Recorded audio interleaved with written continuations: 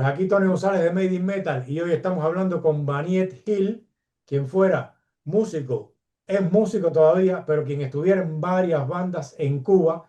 Yo lo conocí primero con Medium de Santa Clara, pero primero vamos a saludarlo. ¿Qué tal, Vaniet? ¿Cómo estás?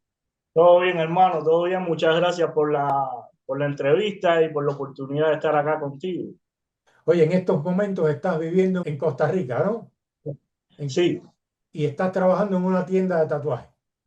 estoy aquí en el tatú, en la vida del tatú, pero más o menos mantengo activo todavía los preceptos de lo que es la música y eso. En algún momento me volveré a incorporar alguna agrupación por acá.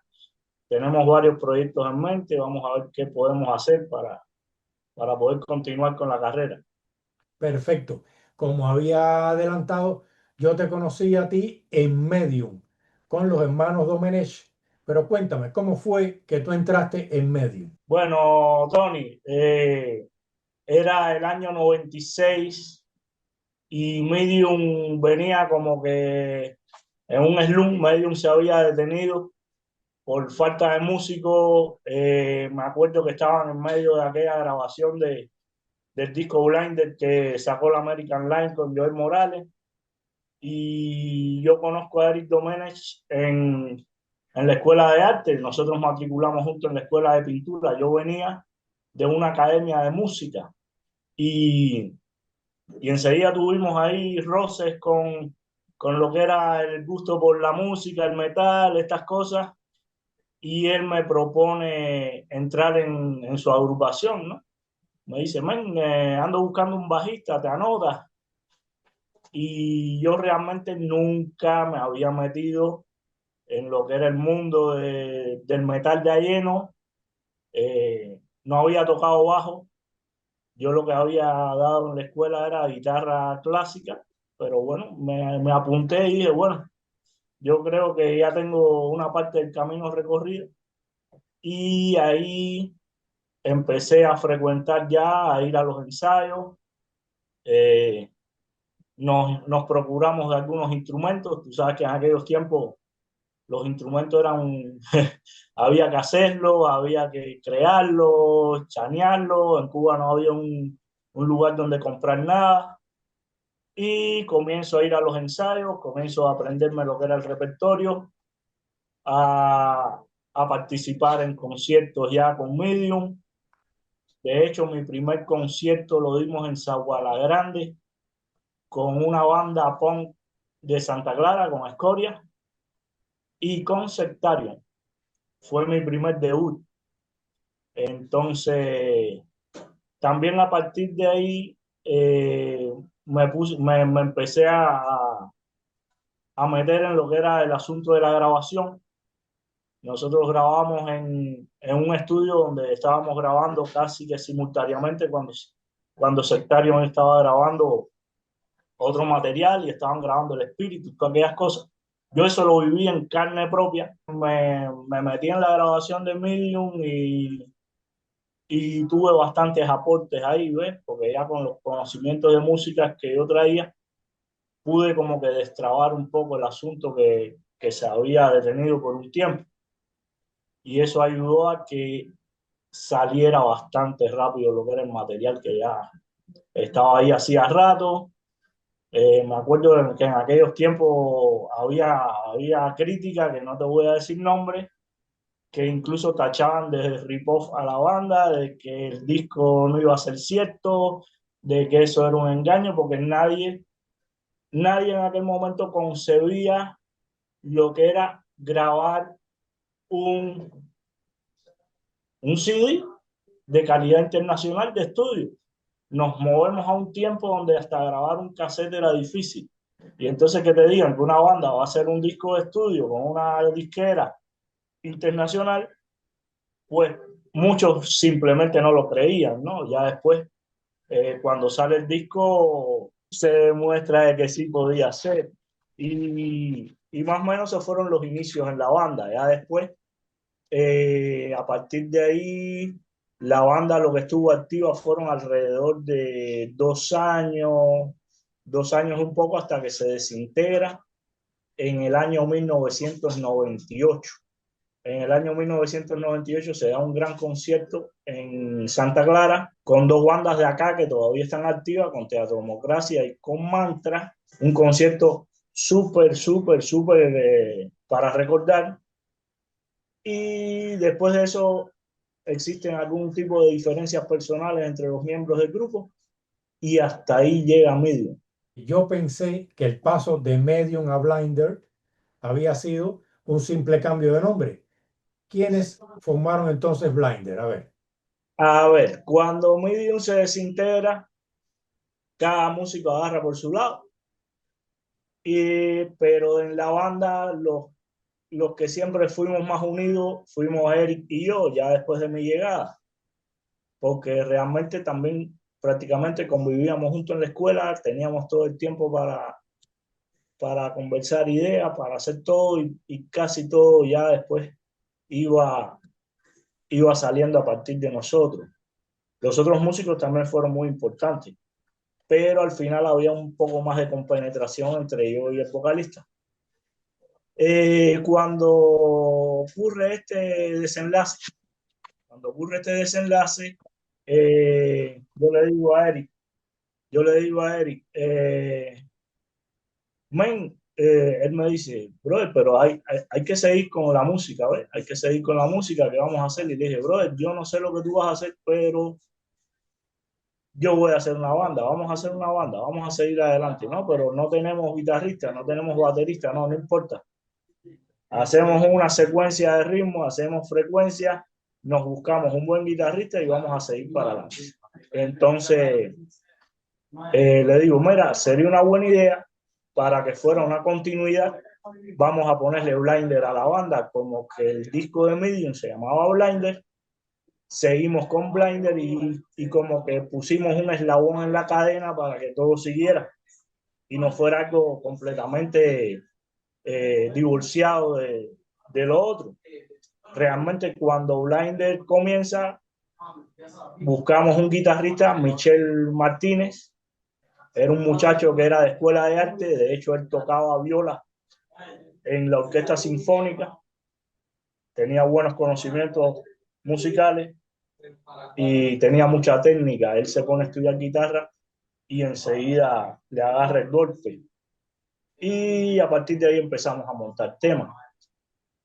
Al principio me acuerdo que en alrededor de 2 meses logramos montar 8 temas, que fueron los temas aquellos del transhumano, que eran temas muy técnicos, muy rápidos, había mucho estudio musical en ese sentido.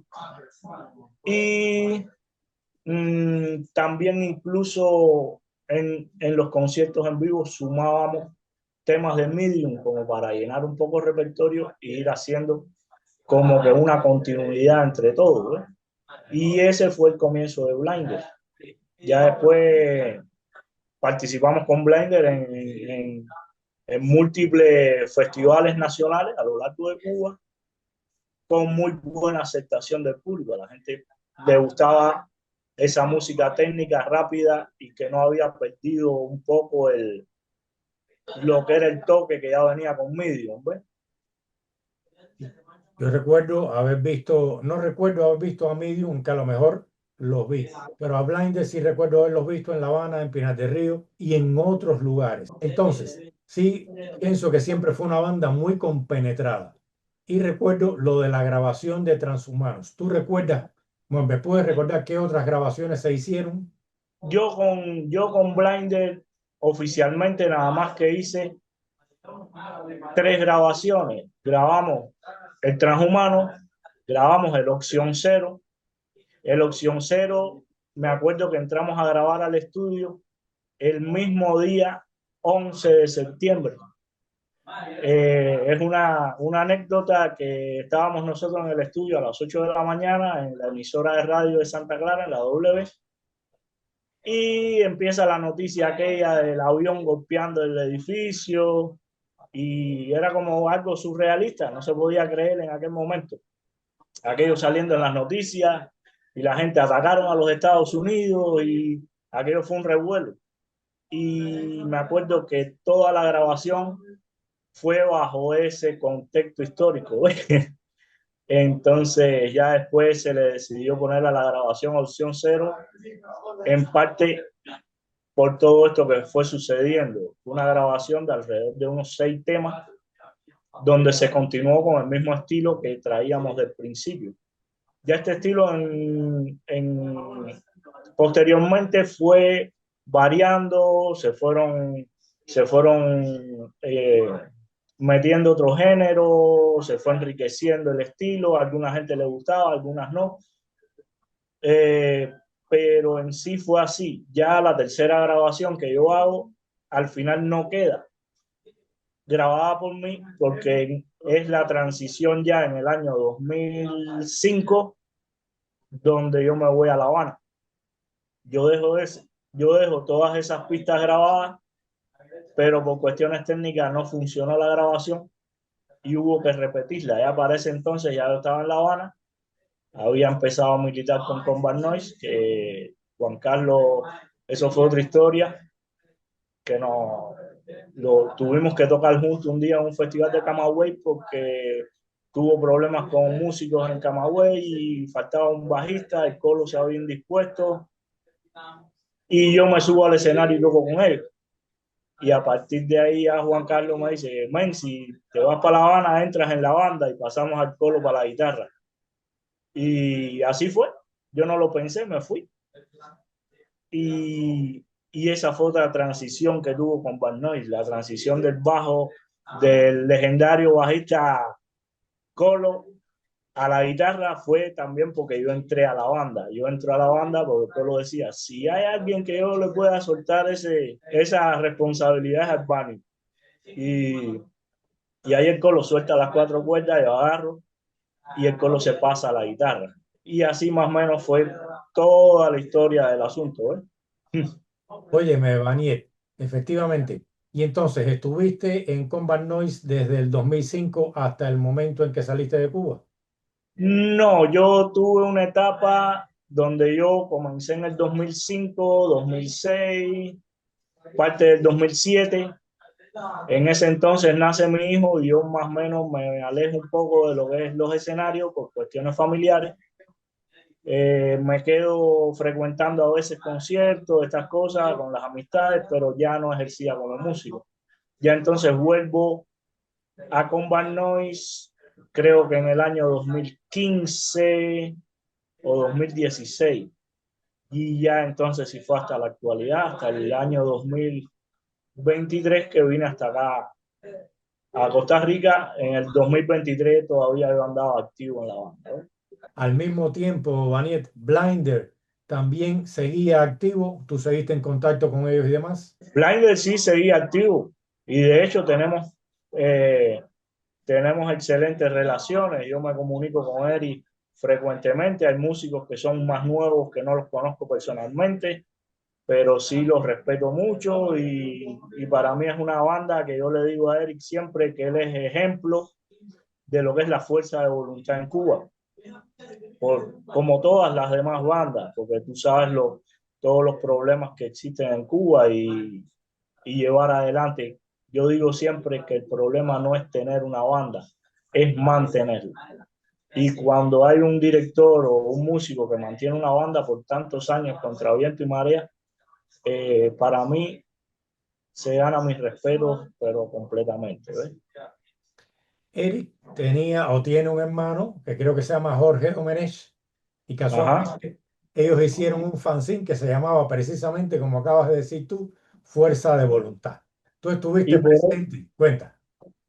sí, claro, yo estuve presente. De hecho, el fanzine, el primer número, eh, hubo una reseña sobre lo que fue la fundación de Blinder. Y yo también colaboraba a veces en ese fanzine, porque el fanzine lo tratamos de hacer un poco más abierto. Poníamos también eh, algunas historietas, caricaturas, cosas que también tuvieran que ver un poco más con el trabajo artístico. Y ahí fui partícipe de todo ese proyecto, sí, ¿cómo que no? Oye, y en Cuba también trabajaste como tatuador. En Cuba trabajé como tatuador, comencé en el año 2012 Y hasta la actualidad, es decir, que ya cuando yo abandoné Cuba, ya llevaba alrededor de 10 11 años en lo que era la industria del tatú en Cuba. Sí, tú me dijiste que en el año 2023 fue que llegaste a Costa Rica. En el 2023, Sí, en mira, noviembre. han pasado 2 años o quizás todavía no has completado los 2 años, pero a veces cuando uno llega a un país como inmigrante, tiene que estabilizarse primero antes de después volver a, como diría yo, a florecer, a crear. ¿Tú tendrías algún plan futuro de volver a integrarte a una banda o hacer una banda propia? A ver, de hecho, cuando yo llegué acá, ya había mucha gente acá en la escena de bandas costarricenses y eso que ya me conocían la trayectoria, conocían a Medium, conocían a Combat Noise. Y fue como ahí llegó el bajista de Combat Noise y me llegaron como dos, tres propuestas de banda.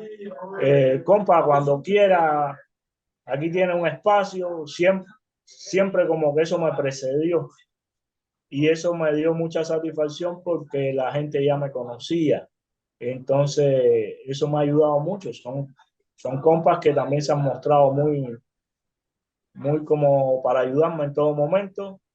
Y sí, lo hemos conversado, incluso los amigos que vinimos para acá, Ernesto, Jesús, toda esta gente que de cierto modo estábamos en Cuba militando en bandas de nivel.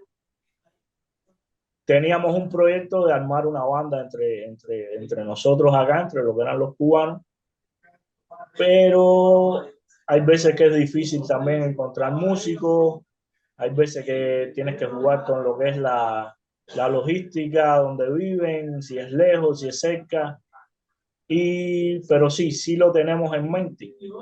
O algún proyecto, también pensé en hacer algún pequeño como colaboración con algunas bandas acá y la verdad que sí, que los caminos están y las bandas se han mostrado interesadas.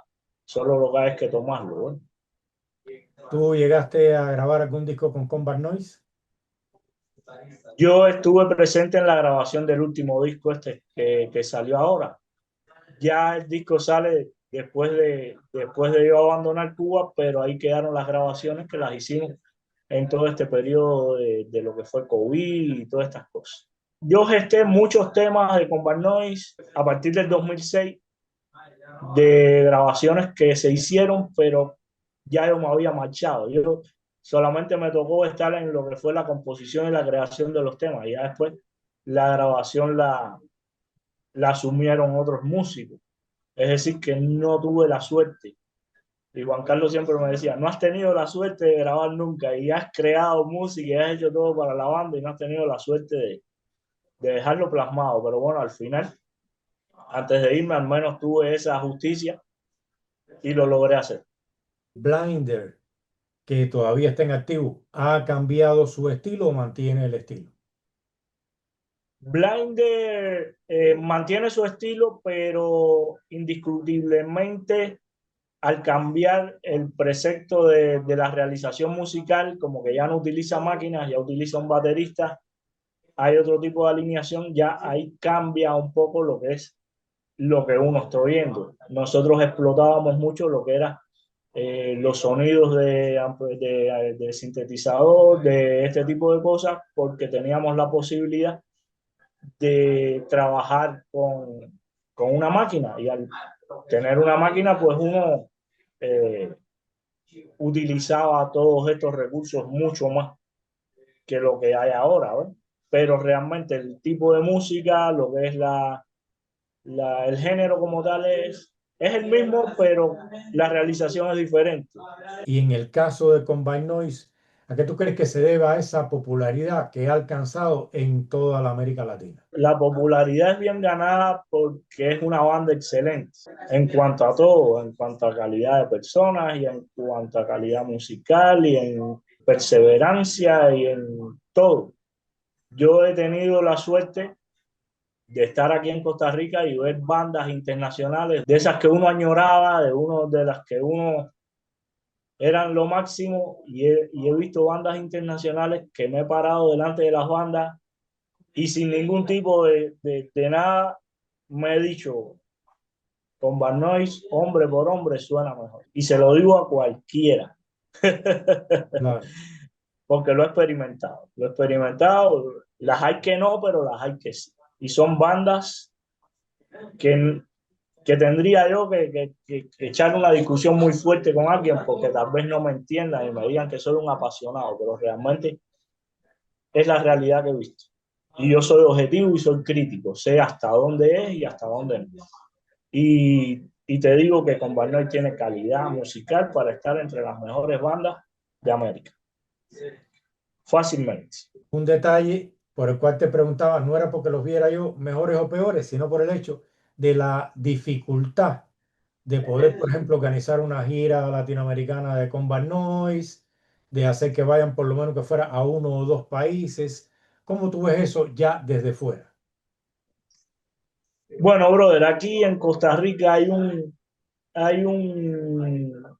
como que un problema porque ya se mueve como no son disqueras, son como que organizaciones que son las encargadas de traer a las bandas. Y esas organizaciones hay que pagarles X cantidad de plata y, y luego ellos lo sacan en el concierto. Es como si ellos apostaran a la banda, ¿me entiendes?